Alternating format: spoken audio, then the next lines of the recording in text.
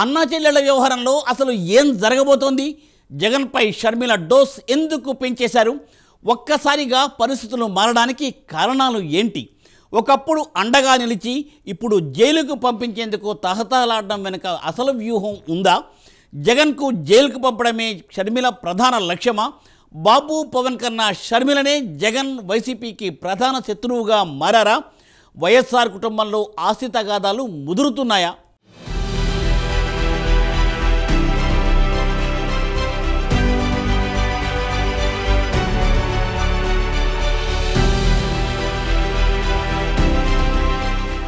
YCP అధినేత జగన్కు AP PCC chief షర్మిలకు మధ్య మరింత దూరం పెరుగుతోంది. కొంతకాలంగా వీరి మధ్య మాటలు కోటలు దాటుతున్నాయి. మొన్నటి వరకు ఆస్తి చుట్టూ వివాదం కొనసాగింది. వైసీపీ నేతలు షర్మిల మధ్య మాటల యుద్ధం నడిచింది. చివరకు విజయమ్మ జోక్యంతో ఆ వివాదం కాస్త చల్లబడినట్లు కనిపించింది. అయితే ఇటీవల మరోమారు విమర్శనాస్త్రాలు సంధించారు షర్మిల. ఈసారి ఏకంగా పర్సనల్గా అటాక్ చేశారు. జగన్తో పాటు వైసీపీ నేతలను వదలకుండా ఆరోపణలు చేశారు. తాను వ్యక్తిగతంగా మాట్లాడితే జగన్తో పాటు వైసీపీ నేతల బాగోతాలు బయటపడతాయని, వారు ఇంట్లోంచి అడుగు కూడా బయట పెట్టలేరన్నారు ఏపీ పీసీసీ చీఫ్. తనతో వారి వ్యక్తిగత విభేదాలు ఉన్నాయనేది వారి భావన మాత్రమేనని, అందుకే తాను మాట్లాడేది కూడా వ్యక్తిగతంగా అనుకుంటున్నారన్నారు. గత 5 ఏళ్ల పాలనలో అన్ని రంగాలను భ్రష్టు పట్టించారని, అందిన కాడికి దోచుకున్నారని మండిపడ్డారు. సోషల్ మీడియా సైకోలపై మాట్లాడితే పర్సనల్ అవుతుందా అని ప్రశ్నించారు షర్మిల.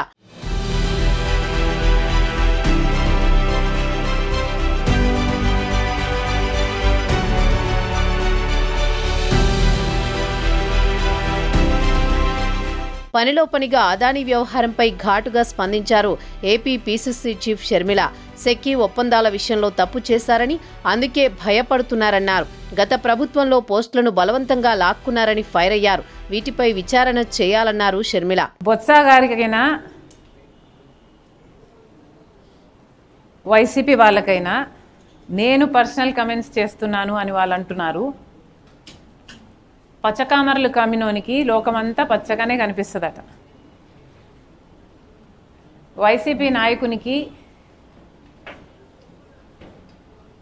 వైసీపీ లీడర్లకి నేను చెప్పాల్సింది ఏమిటంటే,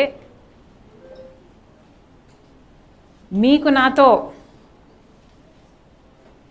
పర్సనల్ ఇష్యూస్ ఉన్నాయి కాబట్టి, నాకు కూడా మీతో పర్సనల్ ఇష్యూస్ ఉన్నాయి అని మీరు భావించి మీరు నన్ను పర్సనల్గా అటాక్ చేసినట్టే నేను కూడా మిమ్మల్ని పర్సనల్గానే అటాక్ చేస్తున్నాను అన్నది మీ భావన. నిజానికి నేను వైసీపీ నాయకుల పర్సనల్ విషయాలు మాట్లాడడం మొదలు పెడితే వాళ్ళు కనీసం ఇంట్లో నుంచి అడుగు కూడా బయట పెట్టలేరు. నేనా పర్సనల్గా మాట్లాడుతున్నది? జగన్ జైలులో ఉన్న సమయంలో వైసీపీని భుజాన వేసుకుని నడిపించారు షర్మిల. 2019 ఎన్నికల ముందు పార్టీ గెలుపు కోసం ఎంతో శ్రమించారు. ఆ తర్వాత సీన్ మొత్తం మారిపోయింది. ఏపీ నుంచి తెలంగాణకు వచ్చేశారు. అక్కడే వైఎస్ఆర్ తెలంగాణ పార్టీ పెట్టి ప్రజల్లోకి వెళ్లారు. 2023 ఆ రాష్ట్ర అసెంబ్లీ ఎన్నికల ముందు కాంగ్రెస్లోకి వెళ్లిపోయారు. ఆ వెంటనే ఏపీ పీసీసీ చీఫ్గా బాధ్యతలు చేపట్టారు. అప్పటి నుంచి జగన్ టార్గెట్గా విమర్శలు సంధించారు. చంద్రబాబు, పవన్ కంటే అన్నపైనే తీవ్రస్థాయిలో ఆరోపణలు గుప్పించారు.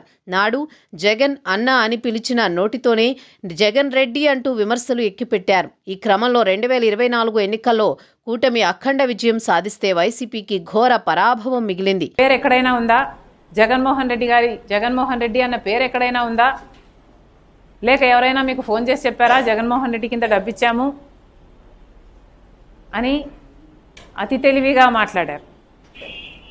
దీన్ని అతి తెలివి అనుకుంటున్నారో, అప్పుడు ముఖ్యమంత్రిగా ఎవరున్నారో 2021లో అందరికీ తెలుసు, మీకు కూడా తెలుసు.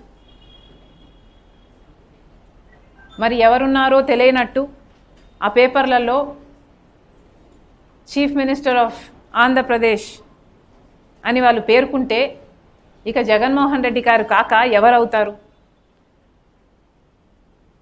దీన్ని మీరు అతి తెలివి అనుకుంటున్నారో లేక వెటకారం అనుకుంటున్నారో మాకు తెలియదు, కానీ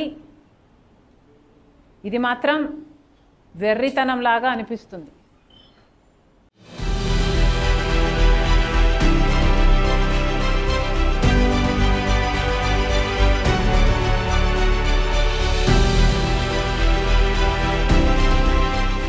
ఎన్నికల ఫలితాలు రాగానే వైఎస్ఆర్ కుటుంబంలో ఆస్తి గొడవలు బహిర్గతమయ్యాయి. కోర్టులో కేసు షర్మిలకు జగన్ లేఖ రాసిన విషయం వెలుగులోకి వచ్చింది. అప్పటి నుంచి ఆ తగాదా చినికి గాలివానగా మారుతోంది. ఇటీవల గత జగన్ సర్కారుపై తీవ్రస్థాయిలో ఆరోపణలు చేశారు వైఎస్ షర్మిల. 5 ఏళ్ల పాలనలో దేనిని వదలలేదని మండిపడ్డారు. దీంతో జగన్ను జైలుకు పంపడమే షర్మిల లక్ష్యమా అన్న టాక్ వినిపిస్తోంది. అధికారంలో ఉన్న కూటమి కంటే వైసీపీ ఆ పార్టీ అధినేతని టార్గెట్ వెనుక రాజకీయ వ్యూహముందన్న గుసగుసలు ఉన్నాయి. ఈ క్రమంలోనే బాబు, పవన్ కన్నా షర్మిలనే వైసీపీకి జగన్కు ప్రధాన శత్రువుగా మారిందన్న టాక్ ఉంది. మరి రానున్న రోజుల్లో ఈ వివాదం ఏ స్థాయికి వెళుతుందో చూడాలి.